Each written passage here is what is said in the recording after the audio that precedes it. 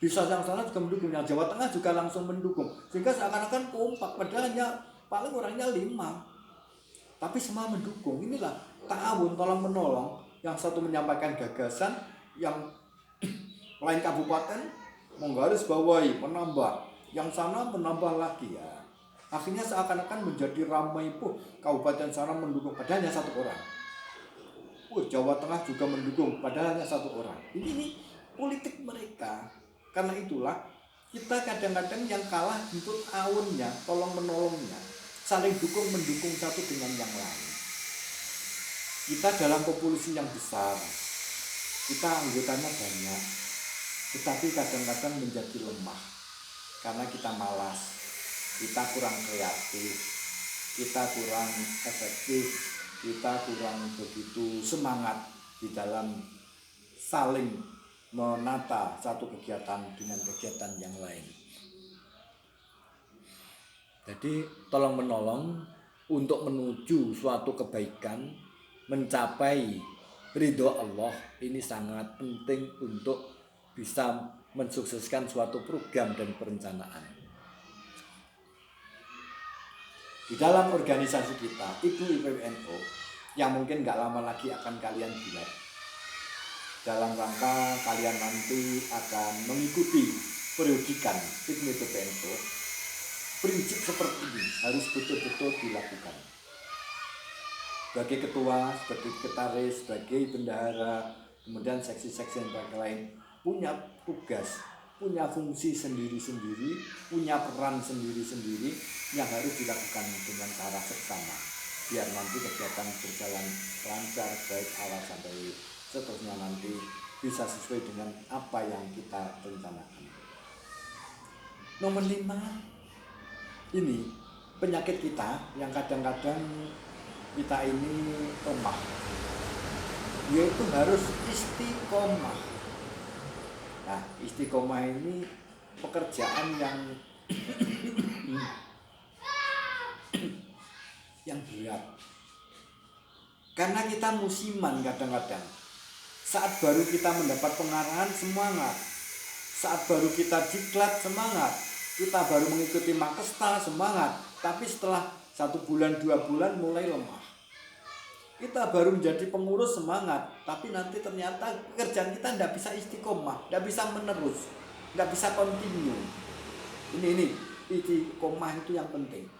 Kegiatan tidak perlu muluk-muluk, tetapi bisa berjalan menerus sehingga bersambung antara satu dengan yang lain.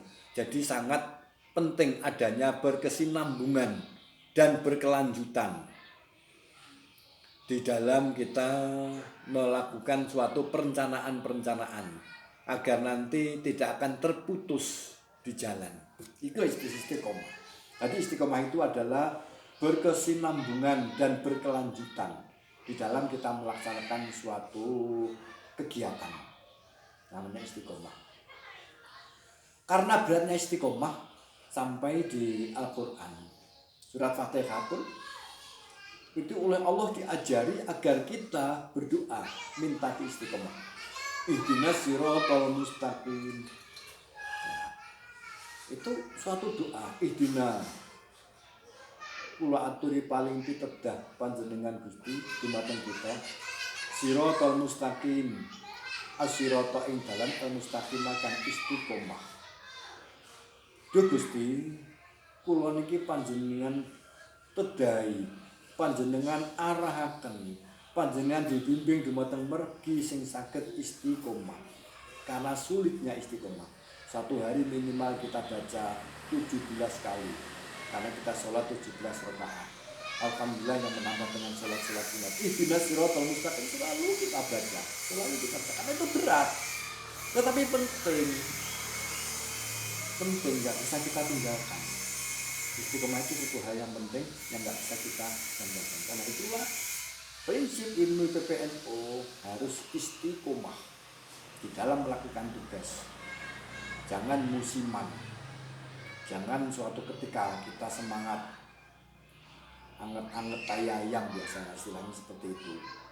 Kalau baru keluar kayak ayam itu hangat, tapi nanti 1 jam sudah dingin dan baru busuk, nggak enak. Nah ini Jadi istiqomah itu mengandung arti berkesinambungan dan berkelanjutan di dalam kita melakukan sesuatu. Ya, itu landasan-landasan kita di dalam bergaul. Titik. Ada 5 itu tadi. Sudah kalian tulis. Nah, nanti hasil tulisan kalian dikumpulkan. Bisa kalian rangkum lagi, ditulis yang rapi lagi. Kemudian nanti setelah ibu panitia nanti minta agar tugas dari bapak tutor itu dikumpulkan, kalian mengumpulkan itu. Sekarang lanjut ganti garis. Landasan dalam berorganisasi. Landasan dalam berorganisasi. Anggota IPNU, IPPNU di dalam berorganisasi harus yang pertama harus punya landasan ukhuwah. Satu, ukhuwah atau persaudaraan. Jadi landasan berorganisasi IPNU IPPNU nomor 1 ukhuwah, persaudaraan. Persaudaraan ini mengandung suatu pengertian ada solidaritas, kesetiakawanan yang kuat antara anggota teman sebagai perekat gerakan IPNU IPPNU. Jadi bakung ulang, landasan berorganisasi IPNU IPPNU pertama adalah ukhuwah.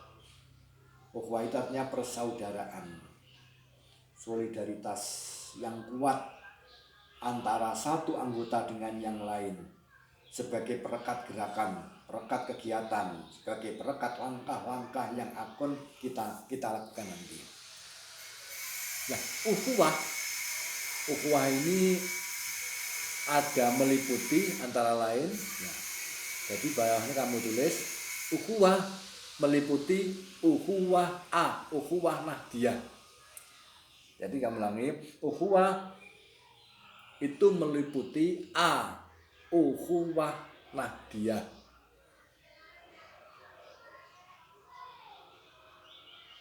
Yaitu suatu kerjasama di dalam kita melakukan suatu kegiatan-kegiatan nahdiyah.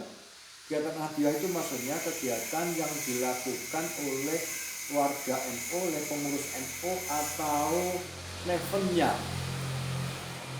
Neven itu organisasi yang ada di bawah naungan NU. Umpamanya Muslimat itu Neven NU, Ansor, Fatayat, Banser, termasuk IPNU IPPNU.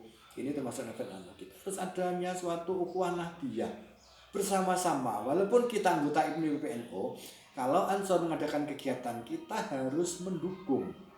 Itu. Banser mengadakan kegiatan, kita juga perlu mendukung. Muslimat atau Bapak NU mengadakan kegiatan, kita mendukung dan tunjukkan keibnuan kita. Jangan sampai kita mendukung Ansor tapi kita berpura berpakaian seragam Ansor. Jangan, tetap IPNU yang kita gunakan. Kita tetap bangga dengan organisasi kita, tetapi kita mendukung kegiatan mereka. Jangan sampai ini mau kegiatan Muslimat saya berpakaian seperti Muslimat. Jangan. Tunjukkan IPNU kalian, tunjukkan IPP NU kalian di dalam kegiatan yang lain, sehingga akan nampak itu pemuda-pemuda IPNU, itu pemuda putri, pelajar putri Nahdlatul Ulama IPP NU akan nampak. Gunakan atribut kalian dengan bangga, gunakan atribut kalian dengan semangat di dalam kita mengikuti kegiatan yang sifatnya an-nahdiyah. Siapapun yang mengadakan, apakah itu bapak-bapak NU, ibu-ibu muslimat, sahabat-sahabat Ansor, sahabati Fatayat, Banser dan lain sebagainya, itu kalian mengikuti, tetapi tampakkan bahwa kalian adalah IPNU, IPPNU. Jangan kemudian mendelep, malu, jangan. Justru banggalah kalian menjadi anggota IPNU, IPPNU. Ukhuwah Nahdiyah. Ini pertama. Nomor 2, ukhuwah Islamiyah. Ukhuwah Islamiyah. Ukhuwah Nahdiyah, kita bersaudara dengan yang lain karena sama-sama warga NU. Melakukan kegiatan-kegiatan lakukan gitu. Nomor 2, kita juga jangan lupa dengan ukhuwah Islamiyah, walaupun itu non NU. Tetapi kalau dia beragama Islam, kita harus menganggap itu adalah saudara kita juga. Jadi jangan beranggapan bahwa itu adalah orang lain. Saudara kita, itu namanya ukhuwah Islamiyah, bukan musuh. Hanya mungkin sedikit cara ibadah berbeda. Gak masalah, yang satu subuh pakai kunut, yang satu tidak. Itu gak terlalu prinsip, karena itu adalah masalah yang khilafiyah. Walaupun seperti itu, dia tetap saudara kita. Ukhuwah Islamiyah, sama-sama Islam. Ini kelasnya yang kedua. Kemudian ukhuwah yang ketiga, yang agak kendor lagi, yaitu ukhuwah watoniyah. Ukhuwah watoniyah itu ukhuwah kebangsaan, wawasan kebangsaan. Walaupun dia mungkin non-Islam, non-Muslim, atau bukan IPNU, tetapi dia kan sama-sama orang Indonesia. Nah, ini pun kita juga harus bersaudara pada batas-batas tertentu. Walaupun dia non-Muslim, sama-sama bangsa Indonesia, kita juga bersaudara, saling tolong-menolong di bidang sosial. Tetapi jangan tolong-menolong di bidang ubudiyah. Tidak boleh. Orang Kristen mengadakan kegiatan di gereja, kalian ikut, itu nggak boleh, itu namanya nggak toleransi. Tetapi kalau secara sosial itu boleh. Dia ada sibukan mendirikan rumah, kita menolong, boleh. Itu namanya solidaritas nasional, itu boleh kita lakukan seperti itu. Berikutnya ukhuwah basyariyah D. Terlalu cepat mungkin yang aku menyampaikan. Yang C tadi ukhuwah watoniyah. Aku ulang, pertama ukhuwah Nahdiyah A, B ukhuwah Islamiyah, C ukhuwah watoniyah, yang D ukhuwah basyariyah. Basyariyah itu manusia, sama-sama manusianya. Ya, kita tetap harus punya toleran, sama-sama makhluk, sama-sama hamba Allah, sama-sama manusianya. Kita tetap menjunjung tinggi solidaritas kemanusiaan seluruh dunia. Ini siapapun, walaupun bangsa yang lain, ini harus ada seperti itu. Ini hal-hal yang kita landasan dalam berorganisasi. Tadi pertama adalah ukhuwah, persaudaraan. Nomor 2, ini sebenarnya sama dengan yang atas tadi, itu harus amanah. Kalau kalian berorganisasi sebagai pengurus IPNU IPPNU harus amanah. Amanah kembali seperti di atas tadi, itu dapat dipercaya. Ini prinsip, harus dapat dipercaya. Jangan menjadi pengurus setelah dipercaya melakukan suatu tugas, iya tapi dalam pelaksanaan nggak dilaksanakan. Nah, ini menyebabkan mundurnya suatu kegiatan. Sikap amanah itu harus tumbuh dari kalian sendiri. Jadi akhirnya nanti bisa membangun kejujuran. Ya. Nomor 3, ibadah, pengabdian. Awas, kalau kalian menjadi pengurus IPNU IPPNU, tujuannya adalah bukan untuk menjadi tenar sebagai ketua, bukan menjadi tenar, menjadi pimpinan IPNU IPPNU, pengurus NU, tetapi kita pengabdian, kita abdi. Abdi itu ya pelayan. Awas, ini harus kalian ingat, abdun itu pelayan.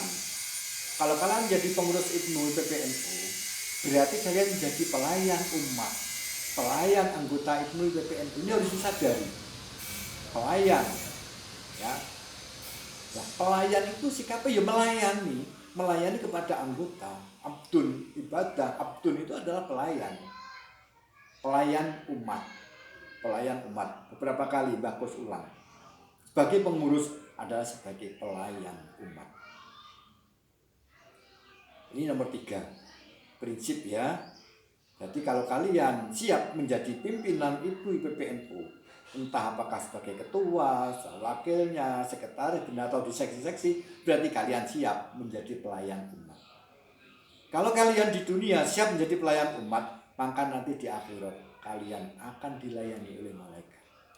Sebagai imbalan balik, kalian di dunia sebagai menjadi pelayan, nanti di sana menjadi juragan. Para malaikat pelayannya menguatkan sampai. Jadi ini adalah kita, program kita, rencana kita seperti itu. Jadi kita niati kesempatan musuh masih dunia, kita sebagai pelayan umat. Kita sebagai pelayan umat. Nanti di akhirat kita gantian dilayani. Bukan oleh umat, tetapi oleh malaikat, oleh Allah SWT. Apapun kita akan dilayani. Kita gantian menjadi juragan, gantian kita menjadi bos. Karena itulah, marilah kita mengorbankan diri sebagai pelayan umat, sebagai abdi masyarakat, sebagai pelayan umat. Nah, berikutnya nomor 4, sebagai pengurus itu harus asketik. Asketik itu kesederhanaan. Harus asketik atau kesederhanaan. Jangan menjadi pengurus pakaiannya mewah karena sebagai ketua pakai kaos, pakai baju, pakai jaket, beli jas, rangkap 5 dipakai semua. Ya janganlah, sepantasnya sewajarnya saja sesuai dengan teman yang lain. Yang penting kita memunculkan suatu organisasi. Tidak perlu mewah-mewah, tidak perlu mewah-mewah. Nanti kalau pengurusnya terlalu mewah, anggotanya nanti menjadi malas karena merasa tidak bisa mengikuti kemewahan yang ada. Cukup sederhana, cukup sesuai dengan keseimbangan teman-teman yang lain. Itu namanya estetik. Dengan kesederhanaan itu kita bisa lebih akrab, bisa lebih lengkap, kita bisa lebih dekat dengan teman-teman yang lain. Kita lebih sederhana, lebih zuhud. Kita tidak perlu untuk selalu menunjukkan sikap-sikap kita yang materialistik ya, atau hubud dunia, terlalu kelihatan suka kepada kemewahan dunia. Jangan seperti itu, ya boleh dengan begitu itu.